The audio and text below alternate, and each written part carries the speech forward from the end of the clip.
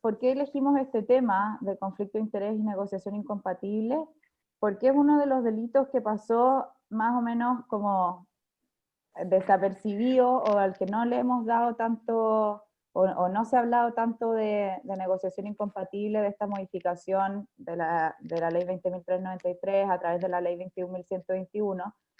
¿Y por qué? Porque teníamos dos delitos muy fuertes y que aplican a todas las compañías, que es el soborno entre privados y la administración desleal, que antes no existían como delitos, por lo tanto, en el fondo se hizo mucho, y durante el año pasado nosotros también hicimos varios de los desayunos dedicados a esos temas, ver cómo se iba a aplicar, y por lo tanto el delito de negociación incompatible quedó un poco como dejado de lado, o como pasado más o menos a la rápida en comparación con estos otros dos que eran tan fuertes.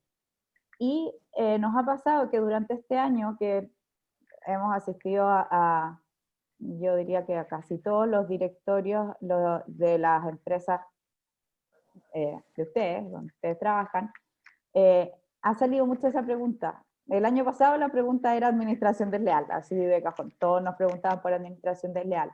Pero hoy día la verdad es que nos han preguntado mucho, sobre todo a nivel de directorio, hasta cuándo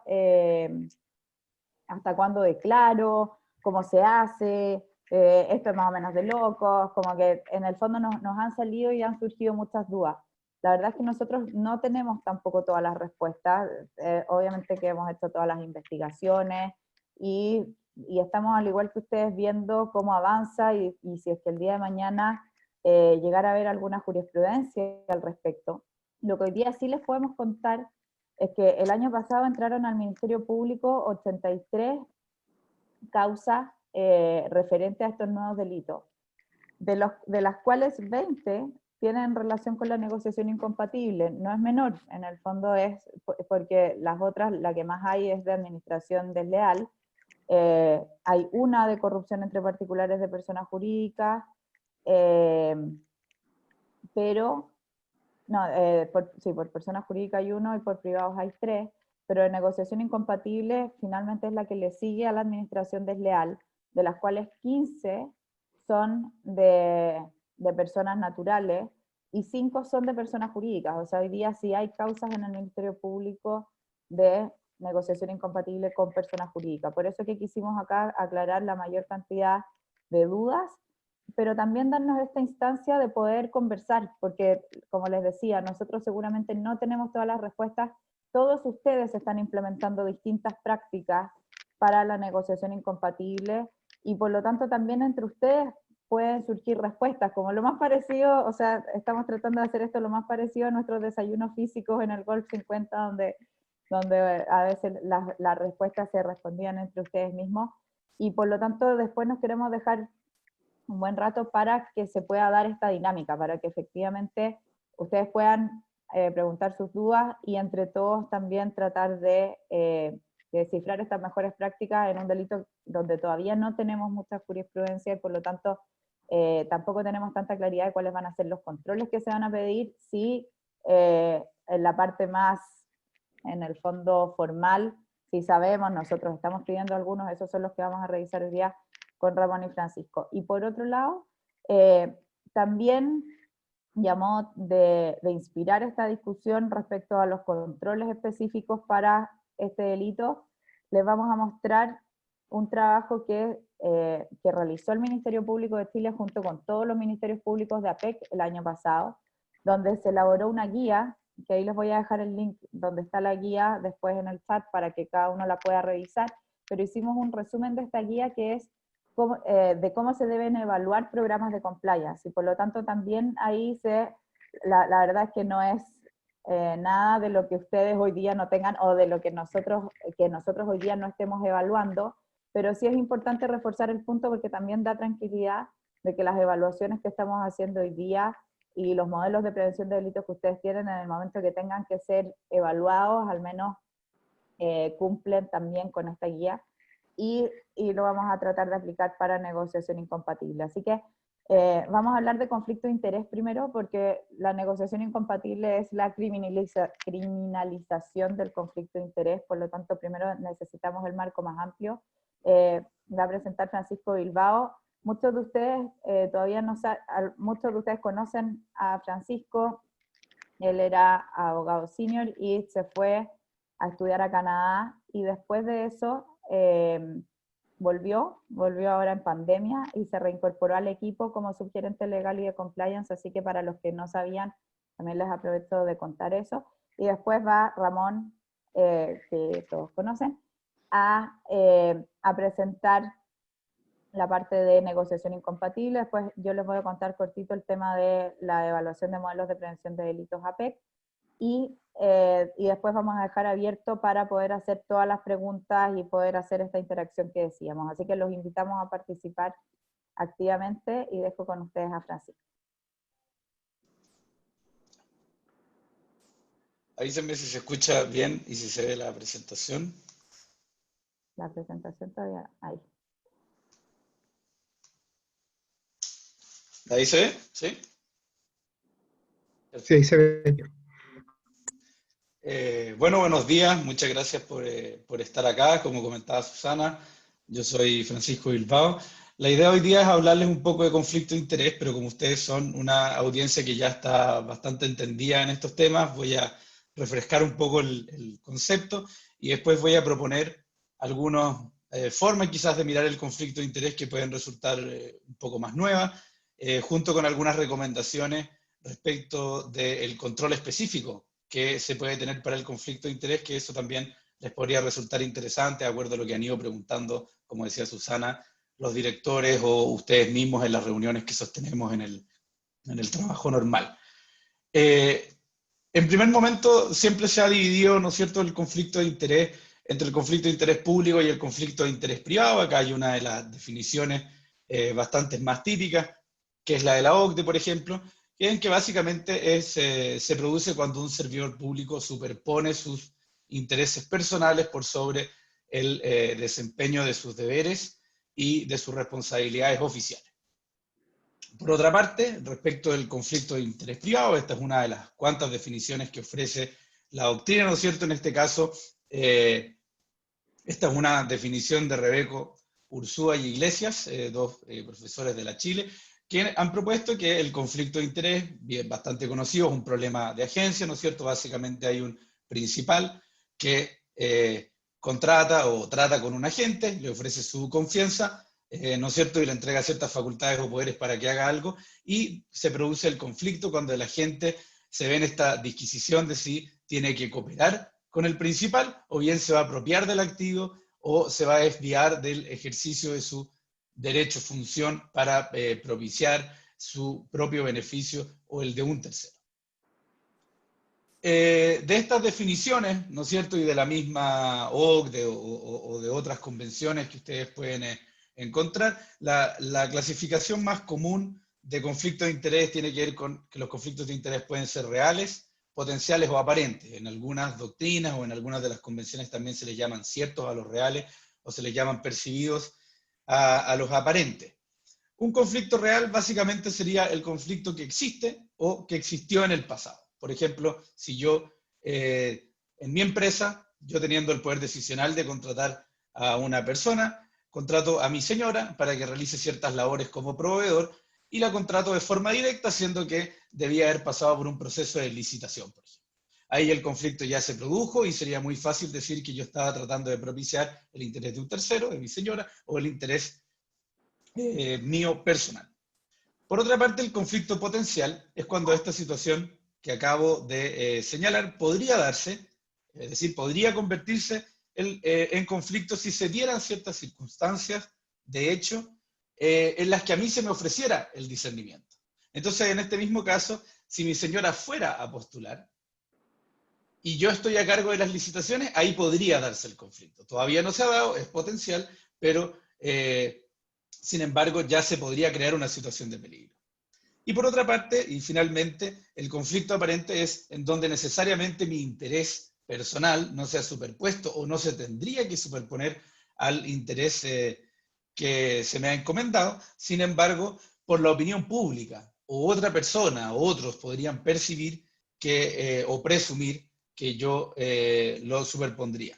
como es el caso que quizás se puede dar un poco a futuro, que es, por ejemplo, si yo tuviera un sobrino lejano quien quiere postular para trabajar como proveedor de mi empresa y a lo mejor yo no tengo relación con él, yo no sé que él va a postular, no tengo idea de lo que está haciendo, sin embargo, al ingresar a mi empresa podría ser que la opinión pública, por ejemplo, dijera que él ingresó por sobre otros porque yo lo beneficié. Como ya todos sabemos, de alguna manera hay una amplia legislación que reconoce el conflicto de interés, ¿no es cierto? Aquí les agregué varias de las convenciones hoy día ratificadas por Chile, probablemente las más importantes son las de la OCDE y la Convención de las Naciones Unidas contra la Corrupción, perdón. Todas, como dice su nombre, hechas para prevenir y luchar contra la corrupción, y dentro de esto siempre se ha incluido el conflicto de interés. Y ya dentro de nuestro país habían bastantes manifestaciones sobre esto, como lo era la ley de sociedades anónimas, o como lo es en el Código Penal. Recordemos que el delito de negociación incompatible existía antes, solo aplicaban a funcionarios públicos, sin embargo ahora se extendió por la ley de la agenda anticorrupción a un delito que también afecta a las sociedades anónimas, ¿no es cierto? Y que también se ha incluido como parte de los delitos de la ley de responsabilidad penal de las personas jurídicas. Vale mencionar, además, que el delito de negociación incompatible podríamos no ser una sociedad anónima, pero es un delito que sí genera o crea una antesala para el delito de cohecho y para el soborno entre particulares. No es que se vaya a configurar solamente desde aquí, pero es una antesala, es donde se pueden empezar a forjar los intereses y se pueden empezar a forjar estas distorsiones en las transacciones que no quisiéramos ver. Sin embargo, creo que hay definiciones hoy día que golpean mejor y hacen entender mejor el conflicto de interés, y es hacerlo y poder entenderlo de manera un poco más unitaria.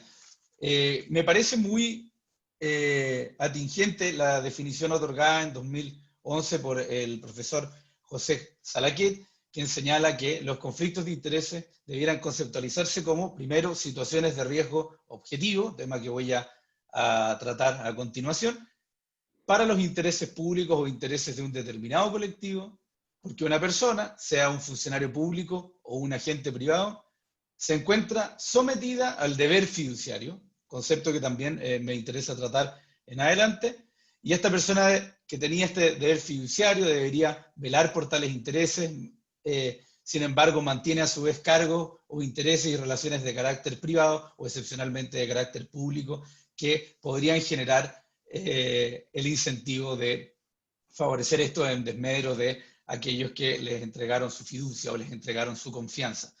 ¿Por qué me parece que esta definición es atractiva? En primer lugar, porque hoy día el concepto de la corrupción ya no podemos entenderlo como un concepto alejado de la esfera privada. O sea, tenemos primero, ¿no es cierto?, una tendencia que debe llevar ya por lo menos unos 10 o unos 15 años, que es el tema de cómo se ha ido unificando lo público y lo privado. Por lo tanto, son dos esferas que se han asimilado bastante.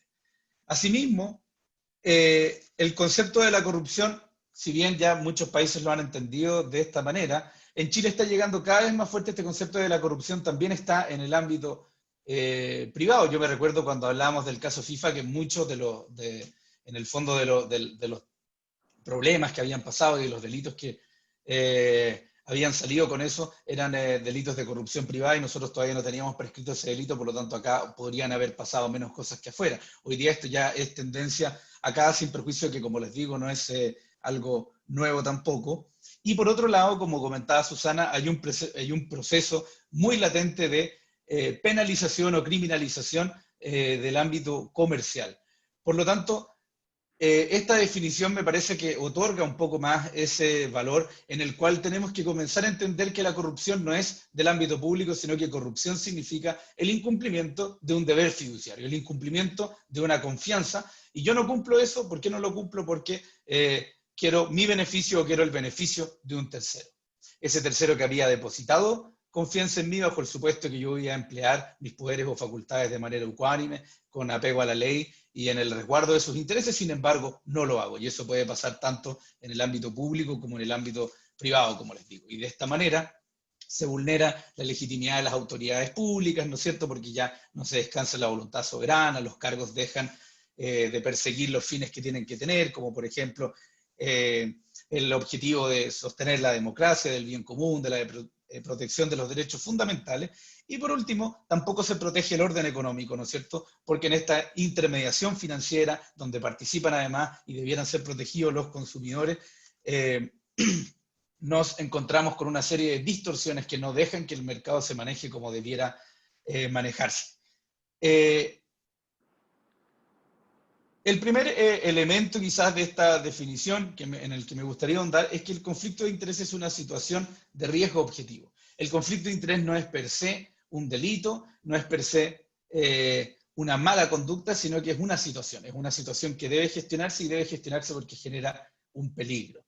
Es un peligro inminente, entonces. Así como manejamos cualquiera de nuestros riesgos operacionales en la empresa, esta es una situación de riesgo que nos puede traer aparejada ciertos problemas, ¿no es cierto? Los primeros problemas que nos puede traer aparejado es cómo, en las empresas me refiero, es cómo vamos a administrar efectivamente como quieren las juntas de accionistas, o si esas juntas de accionistas van a beneficiar a algunos accionistas por sobre otros. Hoy día que está tan en boga también el tema de los accionistas minoritarios, el conflicto de interés evidentemente es una manera que, si bien se puede ver aventajada la empresa, porque se realizaron ciertas transacciones que sí fueron positivas o solucionaron ciertos problemas, podrían ir en desmedro del interés también de algunos accionistas minoritarios, por ejemplo.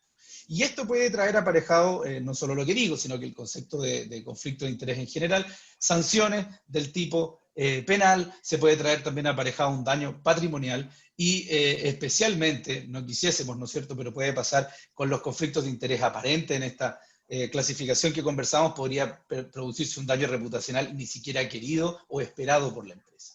Por eso es muy importante que podamos administrarlo. La segunda parte de la definición que me interesa comentar es el tema del deber fiduciario. El deber fiduciario es un concepto, es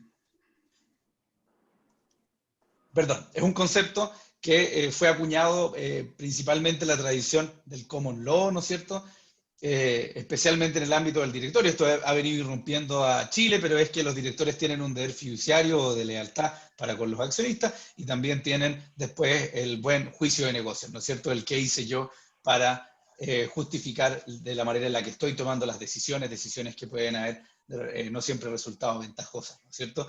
Ahora, la base del deber fiduciario es que se tratan de relaciones de confianza, son relaciones jurídicas que se construyen por la confianza.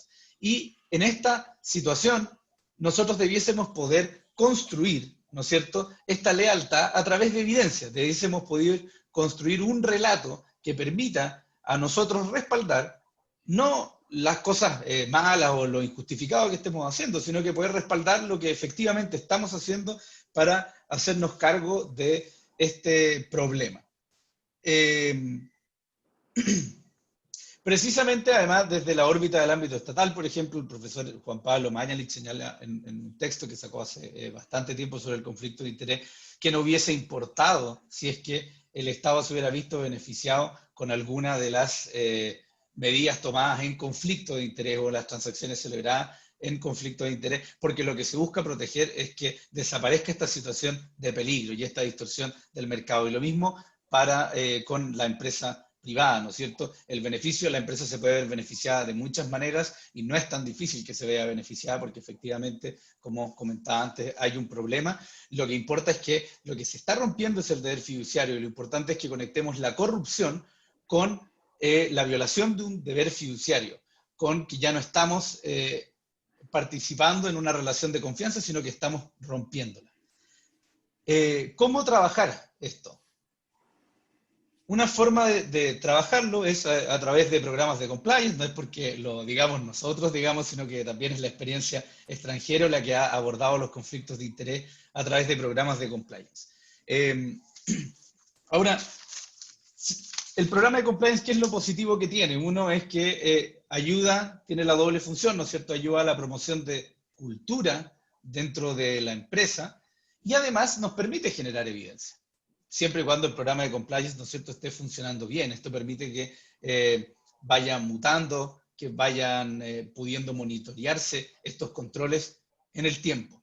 Por lo tanto, si hablamos del primer control, y pareciera ser de alguna manera que también ha sido muy interesante, como les decía, para sus directores o para ustedes mismos en las reuniones, es qué tipo de controles podríamos tener respecto del conflicto de interés.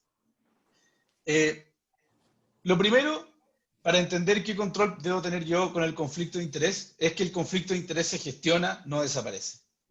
O sea, ese director, ese gerente o esa persona dentro de la empresa que tenía un conflicto de interés, lo va a tener siempre.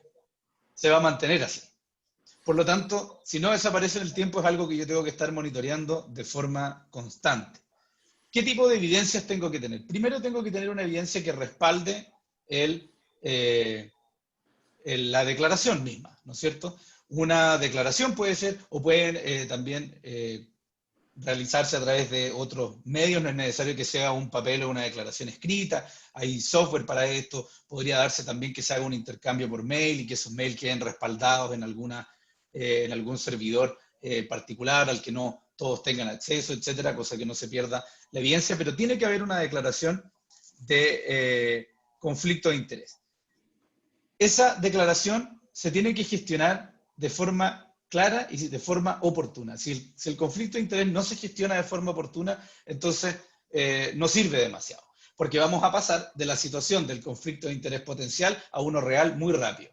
Y mientras más real es el conflicto, es más rápida la posibilidad de sanción, es más rápida la posibilidad de que la opinión pública diga algo o que nosotros tengamos menos evidencia para respaldar esa situación. Lo otro, que si bien no es una mala práctica que se deje a arbitrio de los empleados o se haga como una obligación dentro de la empresa el manejo del conflicto de interés, o sea, yo digo, bueno, yo hago responsable a Francisco de que cuando lo contrato en la empresa, él me va a hacer una declaración, pero después queda en su obligación actualizar esta declaración. Eso podría no resultar o podría no ser tan recomendable porque la gente lo olvida, todos lo olvidamos.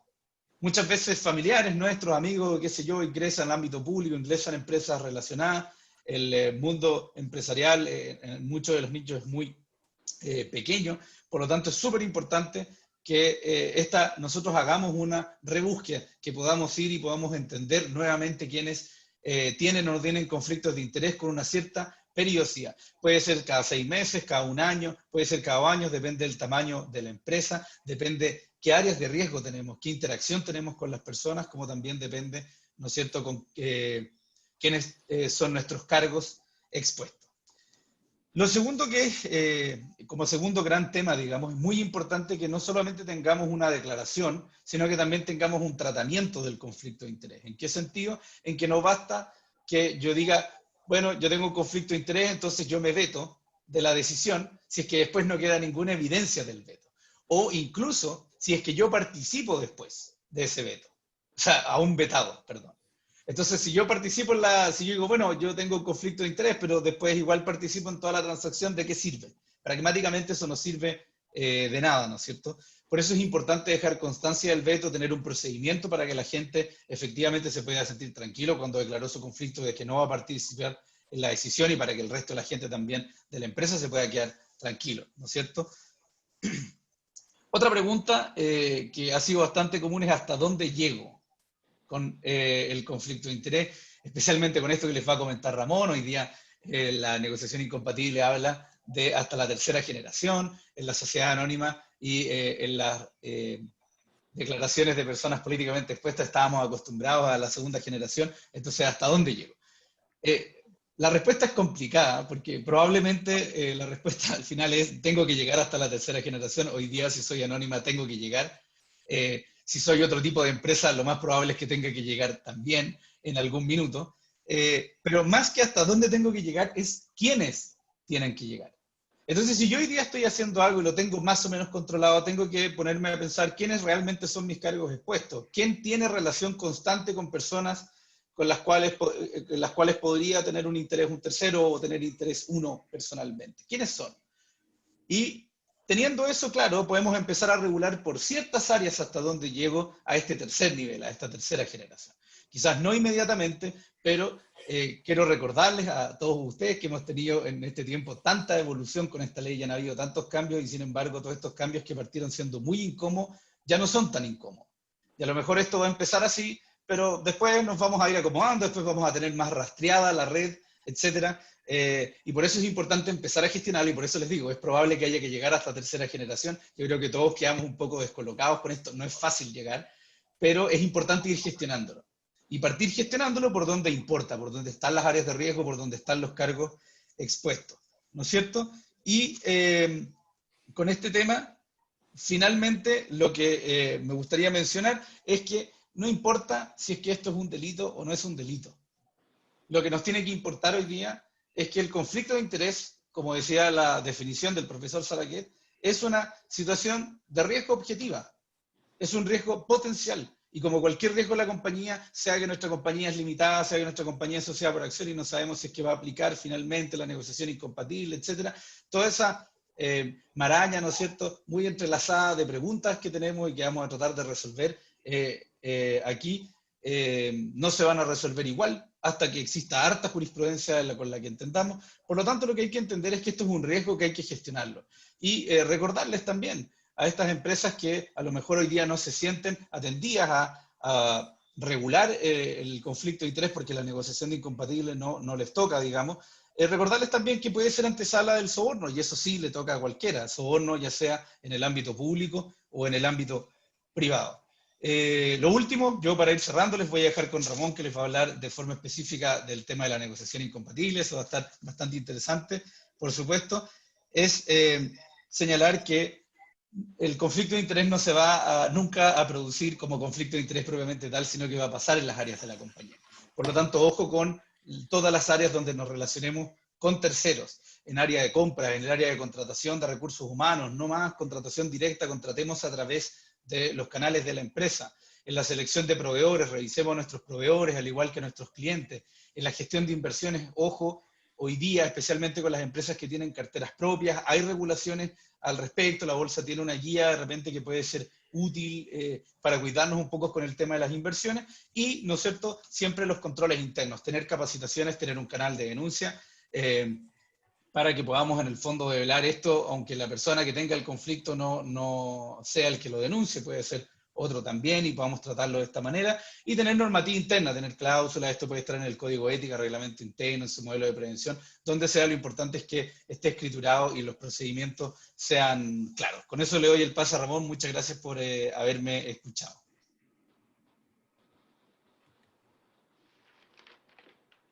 Gracias, Francisco. Ahora seguimos con Ramón.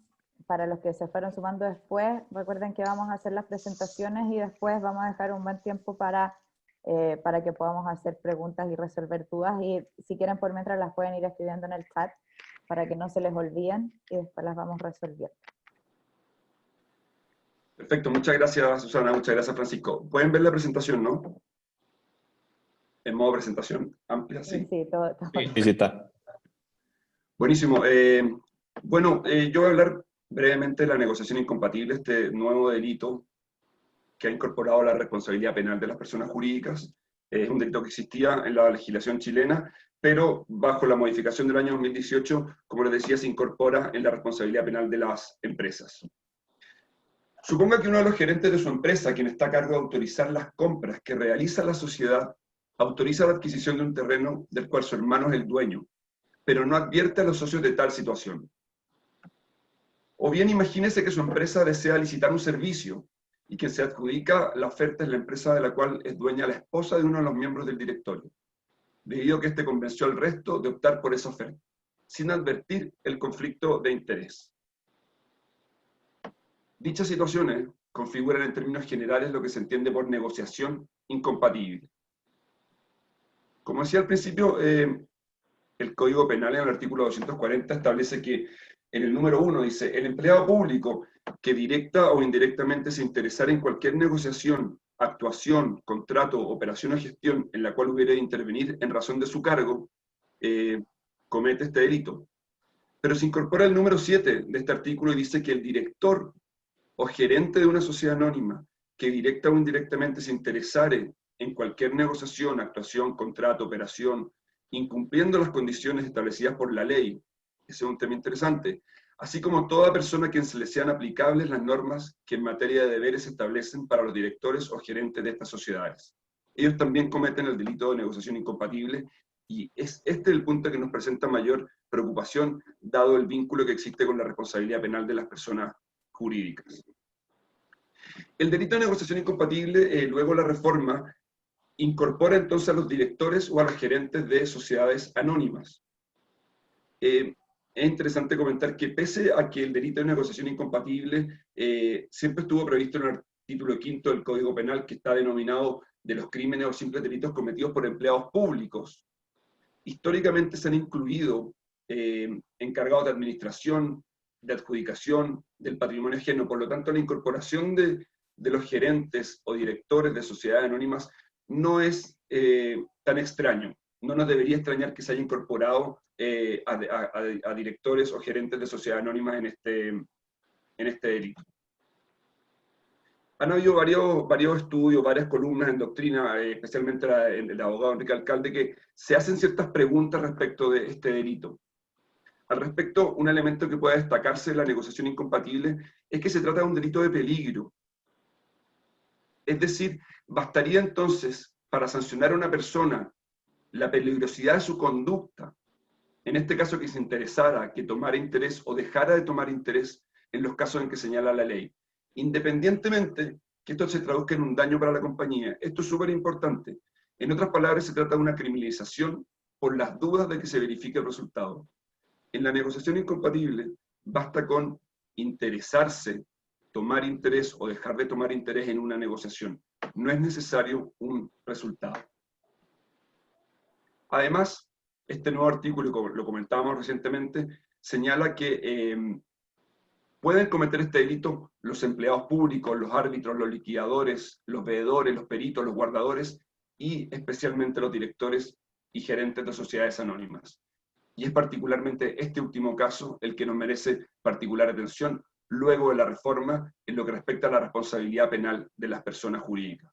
Es importante entender que para que se configure la responsabilidad de la persona jurídica por negociación incompatible, el delito debe ser cometido por un gerente o un director, y personas que vamos a comentar, de una sociedad anónima, no por un perito, no por un guardador, no por un albacea, solamente por los que establece el número 7 del artículo 240 del Código Penal.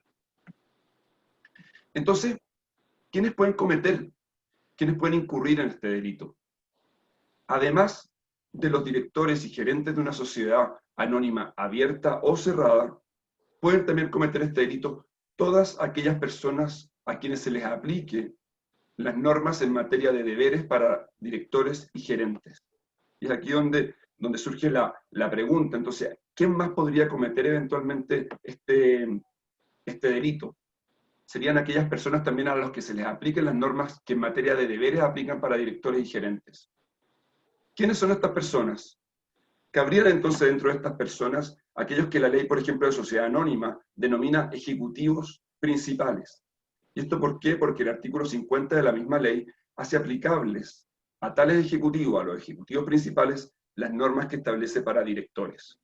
Por lo tanto, se nos amplía un poco el campo de las personas que podrían cometer este delito. Estamos hablando de gerentes, directores y también ejecutivos principales de sociedades anónimas. Entonces, las únicas personas que podrían cometer este delito son los directores, gerentes y ejecutivos principales de una sociedad anónima, abierta o cerrada. La norma dice que todas personas, aquellas quienes se les apliquen las normas que en materia de deberes rigen para directores o gerentes. Por lo tanto, puede, por ejemplo, plantearse el interrogante, ¿están incluidos en este delito los administradores de una sociedad por acciones? Esta es una pregunta que nos ha saltado bastante, porque cuando se incorporan los riesgos de la negociación incompatible en las matrices de riesgo de las sociedades, ¿qué pasa con las SPA? ¿Qué pasa con la sociedad de responsabilidad limitada? ¿Solamente se aplica para las sociedades anónimas abiertas o cerradas? Si yo soy una sociedad por acciones, de plano no tengo el riesgo de cometer el delito de negociación incompatible, y es por eso que es importante interpretar la ley y poder analizar lo que quiere o cuál fue el espíritu del legislador. Respecto de si están incluidos en este nuevo delito los administradores de una sociedad por acciones, podríamos decir que sí, ya que este tipo de sociedades se rige supletoriamente por las disposiciones de la Ley sobre Sociedades Anónimas, y por lo tanto sus administradores serían todas aquellas personas a quienes se les apliquen las normas que en materia de deberes rigen para directores y gerentes.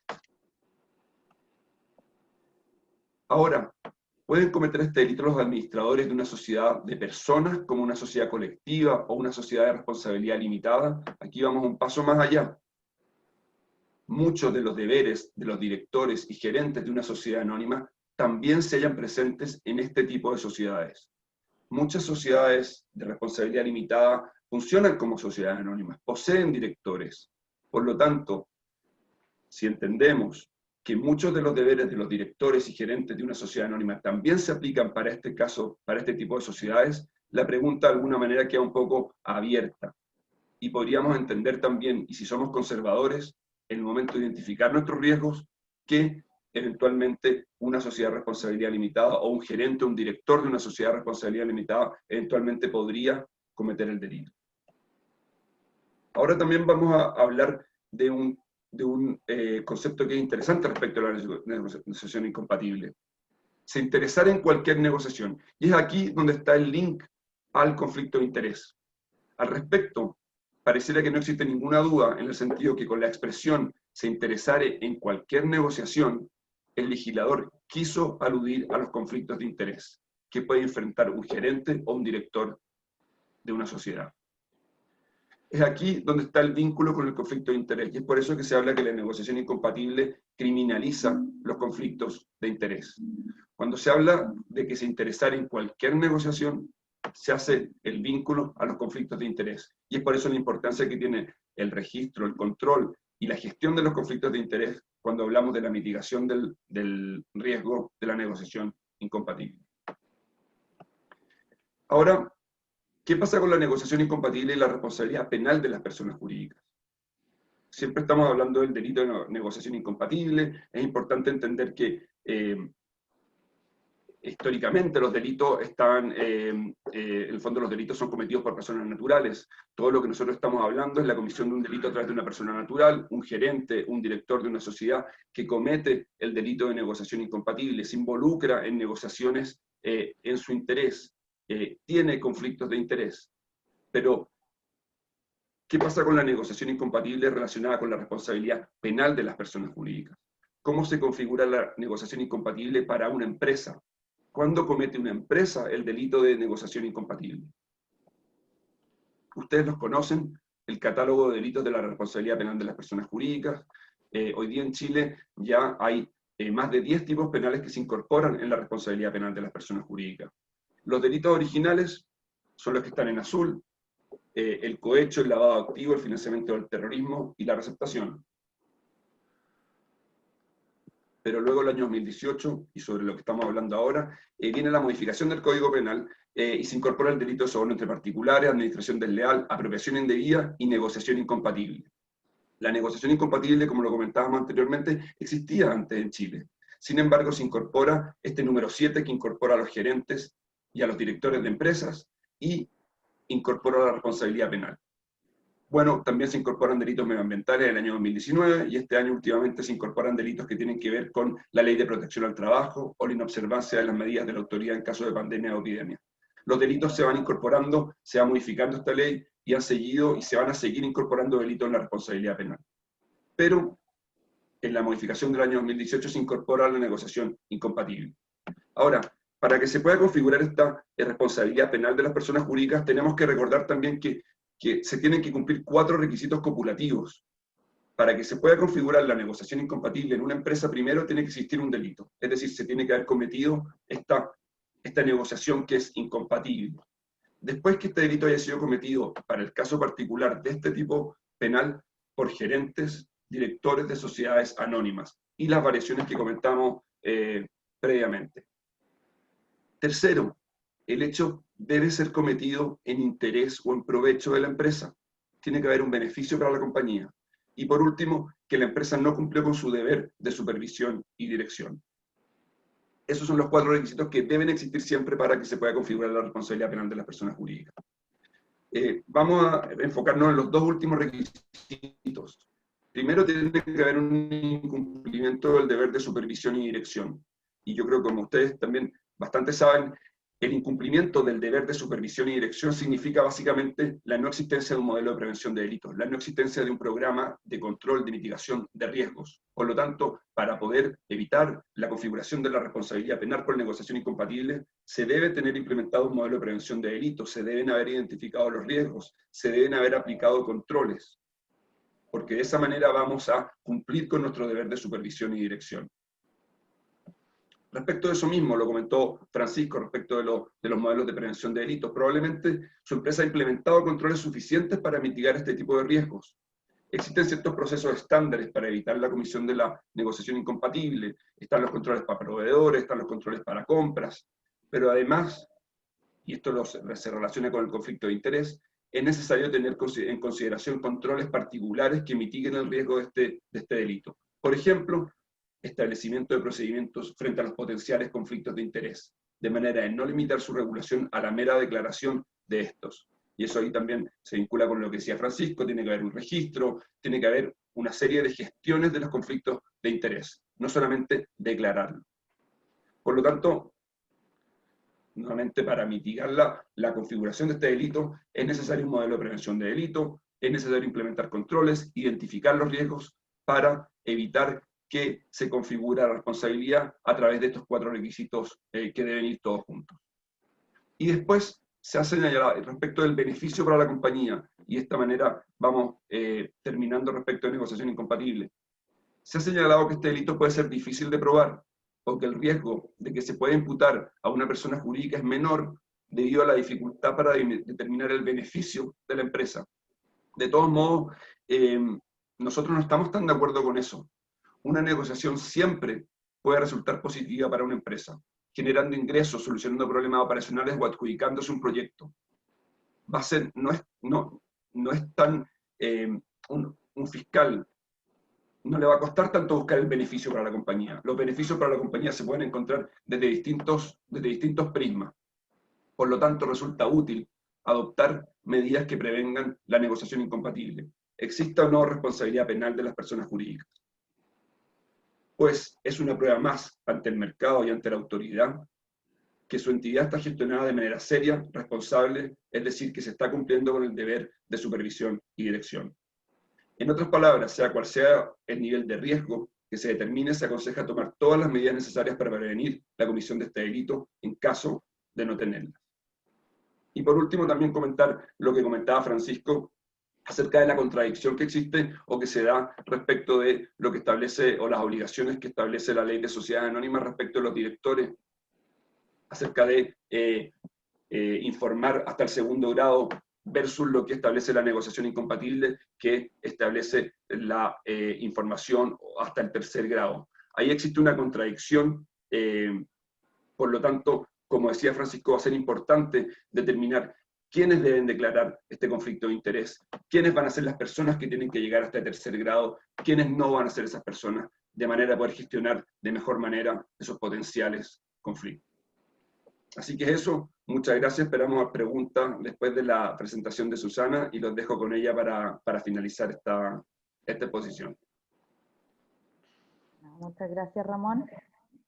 Ahora yo les voy a presentar cortito esta guía que les comenté de la Fiscalía o de los Ministerios Públicos de APEC. Les voy a compartir el enlace para que después la puedan descargar. Pero acá, ¿cuál es y por qué quisimos incorporar esto en el margen de la negociación incompatible? Porque lo que más ha costado, y yo creo que donde van a venir las preguntas después, es cómo aterrizamos esto, cómo el Ministerio Público va a evaluar en el caso de una negociación incompatible, de que efectivamente el modelo de prevención de delitos o las medidas que estábamos adoptando para prevenir la negociación incompatible eran adecuadas para la compañía o no. Y acá, haciendo referencia también al último punto que mencionaba Ramón, lo más probable es que la negociación incompatible no vaya sola. Y en el fondo, generalmente cuando ocurre alguno de estos delitos llamados económicos, o que nosotros les pusimos así porque terminan aplicando a todas las empresas, pero cuando hemos revisado el tema de administración desleal, lo más probable es que la administración desleal vaya con un soborno, y así se ha visto en la legislación comparada y los casos que hemos estudiado de España principalmente. Y en el caso de negociación incompatible pasa lo mismo. O sea, acá nosotros hoy día estamos estudiando negociación incompatible y conflictos de interés, pero lo más probable es que pueda ocurrir, por ejemplo, un soborno y al mismo tiempo hay un conflicto de interés que después pueda desencadenar en negociación incompatible o no. Y por lo tanto, es importante también abordarlo desde lo más amplio, y vamos a tener algunos controles o procedimientos que también son globales para todos los delitos donde también estamos incluyendo la negociación incompatible. Lo que les voy a mostrar ahora no es un invento mío, simplemente ni de nosotros, pero al menos nos deja muy tranquilos porque va muy en la línea de lo que hemos estado revisando hasta el momento, y por lo tanto, dado que todos ustedes trabajan con nosotros, de los mismos programas de compliance que ustedes ya tienen implementados. Después les voy a mandar el link, pero el año pasado las economías de APEC, como que siempre nos quedamos con la sensación de que Chile no tuvo APEC por cómo terminó el año, pero efectivamente durante todo el año se estuvo trabajando en las distintas economías, y los ministerios públicos de todas las economías APEC trabajaron en esta guía para poder evaluar programas de compliance. Y también este va a ser un referente y donde el Ministerio Público se va a basar para poder evaluar programas de compliance cuando tengan que ser evaluados. Primero, como introducción, ustedes después van a poder leer el documento completo, pero es importante como las conclusiones que sacaban o lo que salió. Esto fue en varios workshops, nosotros participamos en algunos, pero cómo demostraban, no solo en Chile, sino que en las economías APEC, que los programas de compliance se han expandido, y era interesante porque decían, ha sido mucho más allá de las exigencias. O sea, muchas veces incluso los programas de compliance han ido antes de que aparezcan las leyes, dado que algunos países partieron con estas recomendaciones, y dado que las empresas son globales, se empezaron a implementar más globalmente. Y también hablaban de esta creación de departamentos de compliance autónomos, que también, si bien es cierto que la guía de evaluación de programas de compliance del DOJ es muy enfática en el tema de la autonomía de los departamentos de compliance, de las áreas de compliance y de los compliance officers, como que lo que al menos ellos ven es que cada vez más se está dando este tema de los programas autónomos. Pero al mismo tiempo decía que cada vez, dado que más empresas tienen programas de compliance, si es que ustedes piensan los mismos casos que hemos tenido en Chile, partiendo por el caso Cerecita en adelante, no era muy difícil para la Fiscalía determinar la responsabilidad penal de las personas jurídicas porque eran empresas que no tenían programas de compliance. Por lo tanto, cuando tengo que ir a evaluar si es que en el caso Cerecita hubo responsabilidad penal de las personas jurídicas o no, me acerco a la empresa, veo que no tiene programa de compliance, listo, sigo directamente por un camino. Y por lo mismo que decían, dado que hoy día más empresas tienen programas de compliance, cada vez resulta un desafío, y ese es como el origen de esta guía, de decir, ahora vamos a tener, o como Ministerio Público, y los tribunales van a tener que también conocer de programas de compliance, porque cada vez más en los nuevos casos se están encontrando con compañías que sí los tienen. Pero por lo tanto mencionaban que el gran desafío para el Ministerio Público va a ser poder demostrar o para la empresa, que el programa de compliance no era de papel, no era, esta es la traducción del inglés, pero en el fondo que son aquellos programas simplemente para mostrar que tengo un programa, versus cuando está arraigado en la cultura. Y por lo tanto el documento también habla mucho sobre la cultura de las organizaciones y de cómo se va a medir, o en el fondo deja luces de que el Ministerio Público va a tener que ser capaz de medir si es que las organizaciones tienen una cultura de compliance. ¿Por qué, si es que hoy día estamos hablando de negociación incompatible, les estamos compartiendo esto? Porque en las compañías donde existe una cultura desde arriba, lo más probable es que este mismo tema de los tratos de conflictos de interés va a estar más interiorizado dentro de la empresa, y como bien decía Francisco, mucho más allá de la ley o no, independiente que Ramón explicó muy bien cuáles son los casos donde aplica. Pero ahí había una pregunta, bueno, ¿qué pasa si hay un comprador que no es un ejecutivo principal? Eso va a ser, y dado que esto lo más probable es que va a ir asociado, porque puede ser un comprador que está pagando o recibiendo un soborno, que al mismo tiempo tiene un conflicto de interés porque está recibiendo un soborno, va a ir asociado en la evaluación cómo está incorporado esto en la cultura. Y hablaba que los liderazgos y la comunicación son fundamentales para crear cultura y por lo tanto todos ustedes que están acá con nosotros son parte esencial de este liderazgo y de esta cultura que tiene que venir desde lo más alto.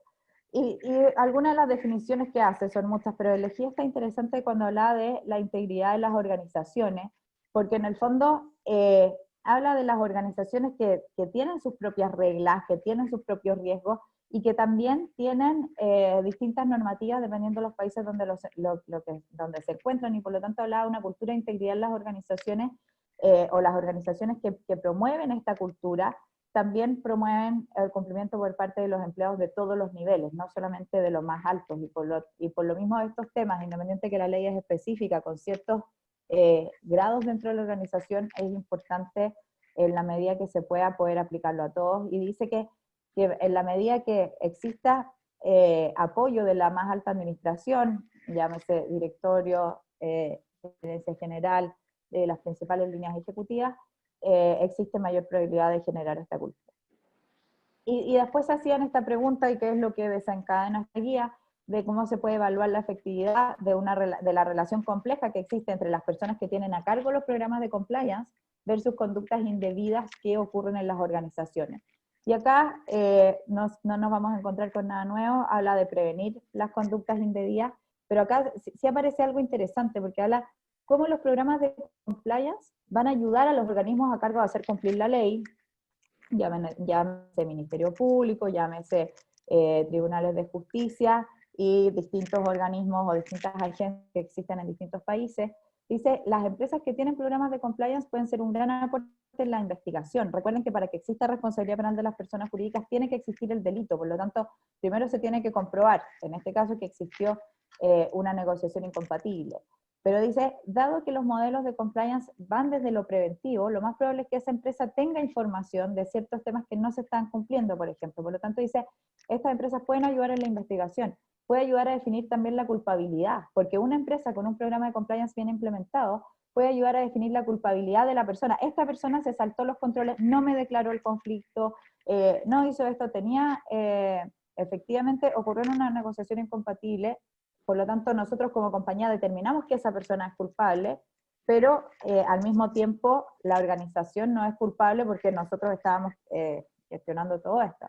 El grado de penalidad y sobre todo en la remediación, dado que los mismos programas de compliance, parte del mismo programa es cuáles van a ser las sanciones o qué es lo que va a pasar después, y por lo tanto, decían, la misma compañía debería poder influir, dado que parte de su programa de compliance era cómo va a actuar frente a estos casos. Y por supuesto hablaban de la defensa de la misma compañía, centrando la responsabilidad en la persona y haciendo que no escale.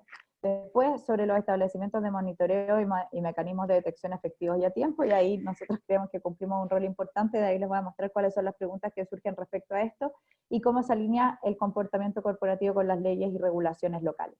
Y cuando habla de los elementos de un programa de compliance, similar a lo que revisamos con Francisco, a lo que nosotros revisamos, por lo tanto todos ustedes tienen, pero hablaba de las políticas y medidas de compliance, de la capacitación y educación, de la comunicación, le daba mucha importancia a la comunicación. Nosotros acá por la ley chilena, como que se habla de capacitación y difusión, y muchos a veces se esfuerzan mucho por capacitar a veces a todo, pero no es solamente esta capacitación que se realiza, sino que es cómo nosotros comunicamos constantemente el compliance, y sobre todo los temas de conflictos de interés y negociación incompatible, la comunicación pasa a ser súper relevante, porque lo que nosotros tenemos que hacer, o lo que ustedes tienen que hacer, es ayudar a sus organizaciones, o crear esta cultura en las organizaciones, de que la gente entienda lo que es, y por lo tanto que no esperemos a que venga la declaración de conflictos anual o bianual, o que se produzca el caso de la negociación, sino que ojalá que sean los mismos trabajadores de la compañía los que entiendan esto, y los que salten en algún momento y digan, yo me inhabilito porque acá tengo un conflicto, o puedo tener un conflicto potencial porque resulta que mi hermano trabaja en tal parte y por lo tanto quiero dejar eso claro, etc.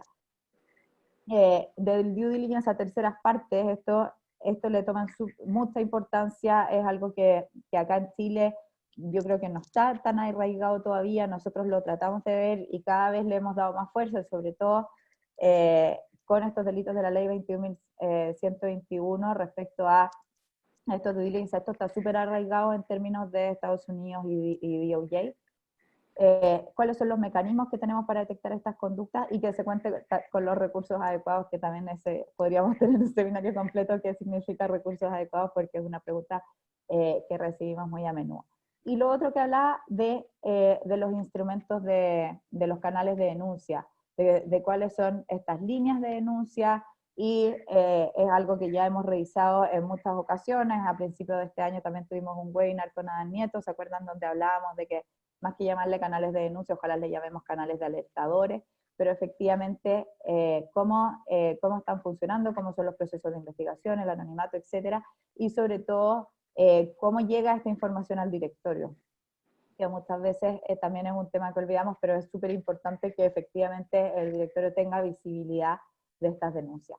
Y respecto al monitoreo, para ir terminando, no nos vamos a encontrar de nuevo con nada nuevo, pero preguntaba, o sea, parte de la evaluación va a ser que les pregunten si es que existe un sistema de monitoreo de los instrumentos de compliance, si es que se ha puesto en funcionamiento el mecanismo, si es que es adecuado, realista y alcanzable a los riesgos asociados, quién es la persona responsable de los diversos de la implementación de los programas de compliance, que en este caso son ustedes, pero acá es súper importante como esta segunda parte de la pregunta, que dice, ¿cómo coordinan las iniciativas dentro de los distintos departamentos de la empresa? Y en este caso de negociación incompatible, conflictos de interés, se hace fundamental coordinar con los distintos departamentos de la empresa, y como bien decía Francisco al final de su presentación, los conflictos de interés no van a ocurrir en el área de compliance, lo más probable, a no ser o sea, las contrataciones que ustedes puedan tener, pero los conflictos de interés van a ocurrir lo más probable en áreas más expuestas al riesgo,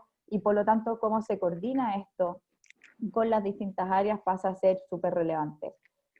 Si es que este incumplimiento tiene consecuencias, y en el tema de los conflictos de interés muchas veces hemos visto que se deja como un poco más light, listo, se declara, pero tenemos que ser súper claros de decir cuáles van a ser o qué es lo que va a aplicar la empresa en el caso que alguien deje de declarar y que oculte efectivamente información.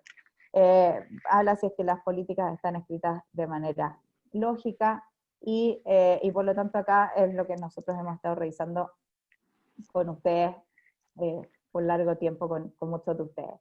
Y acá dejarlos con esto, en el fondo, esta guía que parte con esta iniciativa de las economías APEC de decir, los ministerios públicos tienen que conocer de los programas de compliance, porque ahora las empresas sí los tienen, pero al mismo tiempo dice, bueno, pero lo que vamos a tener que medir más que el programa de compliance en sí, es la cultura, porque pueden existir muchos programas de compliance de papel.